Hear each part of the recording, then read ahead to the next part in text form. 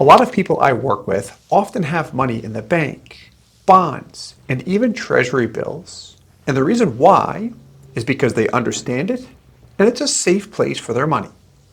In most cases, those same people have often heard about whole life insurance, but they dismissed it. One, because they didn't understand how it works, or two, they were shown a policy that looked like junk because it was set up for high commission or something like that. But when I talk to people about whole life insurance who truly understand the cash value and the product is set up in their best interest, not the agent's, they have put huge amounts of money into the product and they continue to do so. And the reason why is because whole life insurance can be a fantastic option that doesn't fluctuate with the market. It has a really nice tax advantage. And when we compare it to things like long-term bonds and treasury bills, it often quietly outperforms them. So what I'm going to talk about today is an attorney that we're working with right now who recently learned about whole life insurance and decided to start a policy with a $2 million lump sum. So let's get on into it. So what I want to start with is what we see up on the screen. We've got several individuals who recently started whole life insurance policies that are in a very similar position to the attorney I mentioned. But here's him. So he is an M&A lawyer that stands for mergers and acquisitions, and he's got a lot of money currently in cash. Now, in doing research, he's interested in whole life insurance, and a lot of times people hear this and ask, why? I don't really get it. Why is he putting a $2 million lump sum into a life insurance policy? It's not for the life insurance, I'll tell you that. It's for the cash value, and there are three main reasons why. First, his money grows safely. Second, he can access his money anytime he wants, and when he accesses it, if it's through a policy loan, the money that he borrowed continues to compound, just like borrowing against real estate, assuming that your real estate continues to appreciate when you borrow against it. And then the third reason, this was big for him. It's tax-free if we follow IRS rules. That's easy to do though. So he's in a very high tax rate, which is a big reason why he's attracted to this product. And frankly, I do see this a lot. Individuals and corporations that are in high tax rates are typically more attracted to cash value life insurance than other individuals because of the tax benefit that comes with it. So a question that frequently comes up with individuals is, what type of life insurance should I get? Because there are a million opinions on this depending on who you speak with and what their preference is. Everyone we work with does gravitate toward whole life insurance. And so do I. The main reason why is proof. I've seen consistent proof of performance with whole life insurance, and I don't have to worry about the product under-delivering and then the consumer gets upset with me because something happened that's outside of my control. That can happen with universal life insurance products quite a bit. I don't see it happen with whole life insurance, and this is based on the policies I've written over the past 10 plus years, and also seeing policies that have been in force longer than I've been alive. Okay, next question that comes up quite a bit. What life insurance company should I choose? Because there are a lot of life insurance companies out there. Regardless of who you work with, I would always recommend one of the four major mutual companies, who are Mass Mutual, Guardian, New York Life, and Northwestern Mutual. The simple reason why is, again, proof. I've seen proof that they have delivered among the strongest cash values to their policyholders when I look at real policies. Meaning, I don't see just good-looking illustrations on paper, which is a big problem in the life insurance industry, where an illustration projects to have millions of dollars long-term, and then delivers significantly less, and then you, the consumer, are upset. And this is often why we hear horror stories about cash value life insurance from individuals like Dave Ramsey and others who have seen and had bad experiences with the product. So it's not always bad if it's set up correctly, but expectations need to be set correctly too. And when a policy is set up right with one of the major mutuals, that's where I've seen strong proof of performance, which is why I am a big fan of those major mutuals. I can get the proof when I ask for it. Okay, the lawyer that I mentioned, what's he doing? So when we connected, he originally said, I'd like to see a policy where I am funding $200,000 per year for the next 10 years. That's a total of $2 million. So he can do the above, but the numbers will look a lot better if he funds the policy in a shorter period of time. So one of the things that I mentioned to him was, Tom, at your age, you're 38 years old, you could do the 10-year funding, but if we condense it over a 5 or even a 3-year funding period, it is going to look a lot better than what we're looking at right now. And we can see that with the exact same company and product. All we're going to do is fund the policy faster. Is that something that you'd be interested in seeing? He said yes, but he would like to see the options side by side.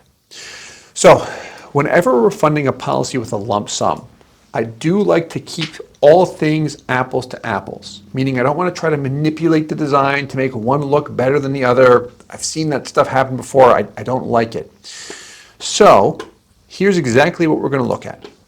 Moving a total of $2 million into a policy. First, we'll look at exactly what he asked for. $2 million over 10 years. Then over 5 years. So same dollar amount, but in half the period of time. And then 2 million over 3 years. The company that we'll look at is Mass Mutual, one of the major mutuals, and the product will be their 10-pay policy, which does deliver the highest internal rate of return on cash value if we were to compare it with all other Mass Mutual products, and it also pays the lowest broker commission, which you typically will find to be the case whenever you're getting a whole life insurance policy for maximum cash value. It results in the minimum commission that is paid out to the agent. It just kind of is what it is. So let's take a look at the numbers, shall we? What we've got up here is first the illustration. So we've got a Mass Mutual 10-pay policy, and the funding, this is the 3-year funding scenario, is the annual outlay section. What you'll find with all of the illustrations, though, is whatever the funding amount is, the base premium is going to be at 10% of that, meaning we're pushing it about as low as we can push it in order to maximize the cash value. So we want to reduce our base premium and then allocate everything else toward our paid up additions rider in order to maximize the cash value. So you'll see a minimum base premium. We'll also see a minimum death benefit relative to the amount we're funding the policy with. So in this example, the death benefit's almost $10.5 million. Why so high? The reason why is because we wanted a MEC limit of at least $700,000. The MEC limit, which is the IRS limit that regulates how much money we can pay into a policy per year, has a direct relationship to an individual's age, gender, and total amount of death benefit.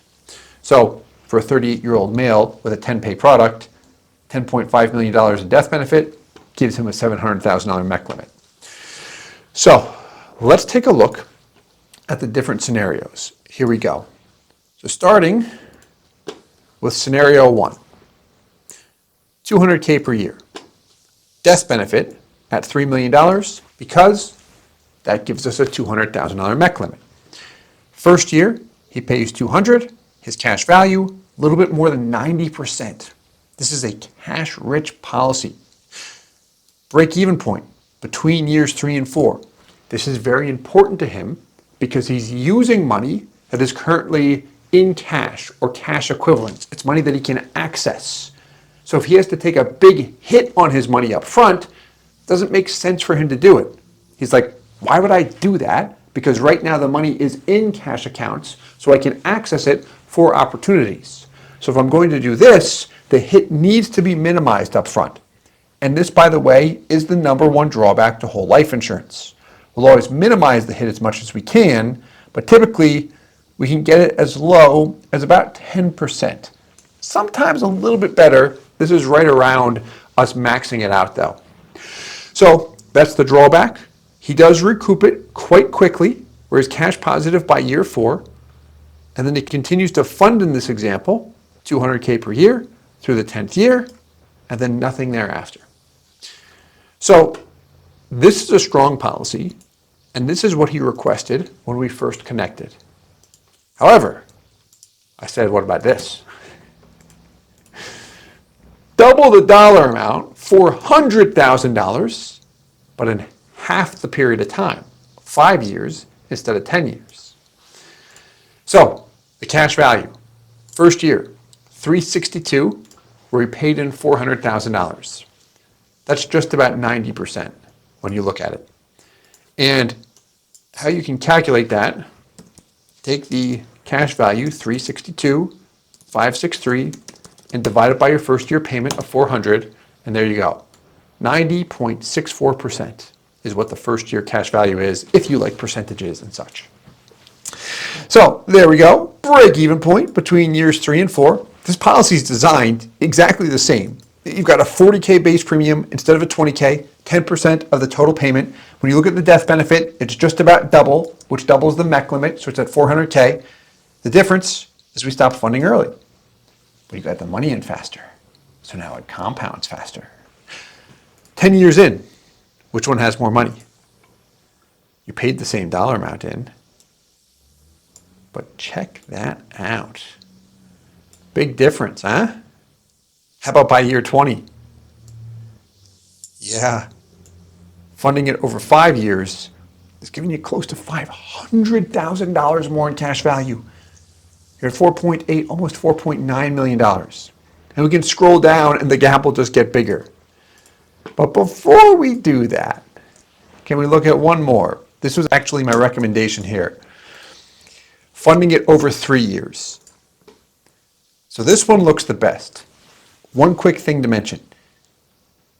His age has an impact on this. If he was starting at 48, it would make sense to spread this out over 4 years.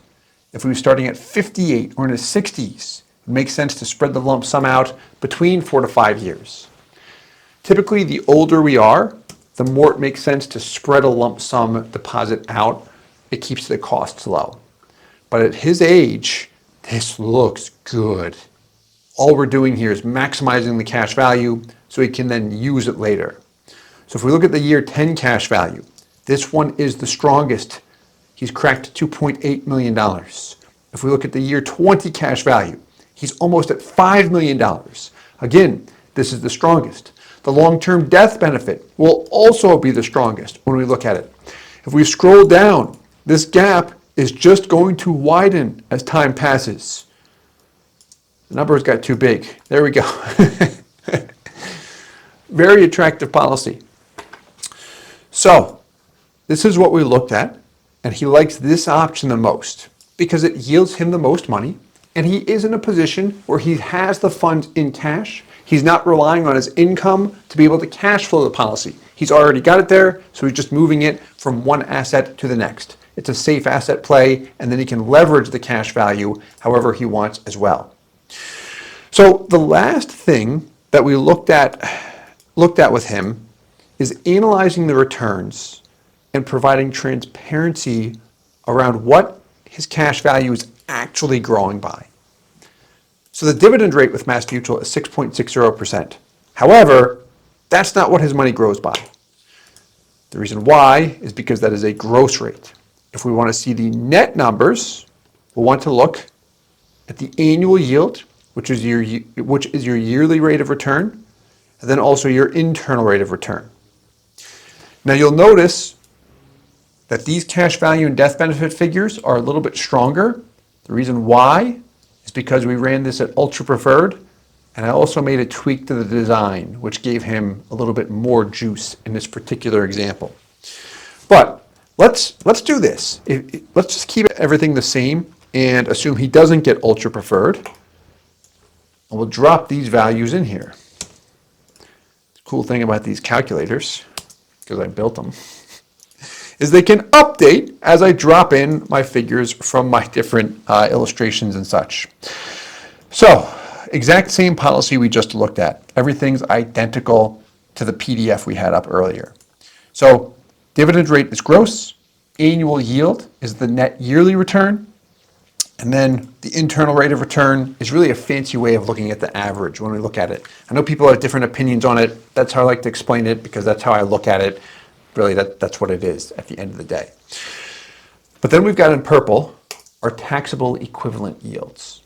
So what this is showing here is if we look at year 4, the cash value growth, he pays nothing in, is about 5% flat, which is pretty cool. The taxable equivalent is 8.34%. So what this is telling us, that if we're in a 40% tax rate and we earn 5% and call it a tax-free account, that is the equivalent to earning 8.34% in a taxable account like treasuries or a money market account where we have to pay income tax on the growth. Now, if you hear that, you might say, nobody's earning that type of rate on a money market or treasuries or anything like that. That's what makes this so attractive to so many people. Now, if we make this a lower tax rate, let's make it 30%, watch what happens here to the 8.34%. Went down to 7.15%. So the higher your tax rate is, or the higher it will be in the future, the more attractive cash value life insurance likely will be. The exact same thing is true of Roth accounts. The only thing you got to be careful of with life insurance is making sure that we don't trigger a taxable event, such as causing what's called a modified endowment contract or a MEC. Your agent will always help you understand what that is and prevent it from happening, or letting the policy lapse due to a large loan being outstanding and a gain on the policy. That can trigger a taxable event, or cashing it out with a large gain. That will trigger a taxable event. There's some things you want to be aware of to prevent those taxable events. Anyway, as we look at this guy, he liked it all, and specifically funding a policy with a lump sum. So if you are in a similar position, or if you're looking into whole life insurance and thinking, okay, what do I do? Here's what I would do specifically to avoid buyer's remorse. Number 1, I would choose a major mutual company. If someone is showing you illustrations with a different company, I would ask to see a major mutual to compare. If the other company looks better on paper, I would ask for some proof of performance that smaller company has actually delivered more attractive numbers than that major mutual. Next, what I would look for in the policy is a break-even point between 3 to 5 years. So if we look at the example we just had up, his break-even point was between 3 and 4 years when we look at it. That's the first year the cash value was greater than what he paid into the product. Usually, I want to see it somewhere between 3 to 5 years. If I'm older and have some health issues, the latest it likely will be is right around year 6. And then lastly, I would work with an agent or an agency that you feel can answer your questions with visuals and also patience to ensure that you really understand the product and you feel comfortable with them. That's really important. That's definitely on the emotional side of the business, but often buyer's remorse pops up with that particular point. Hope you enjoyed this video. Hope you enjoyed the visuals. And as always, I hope this helps. Thanks so much for watching.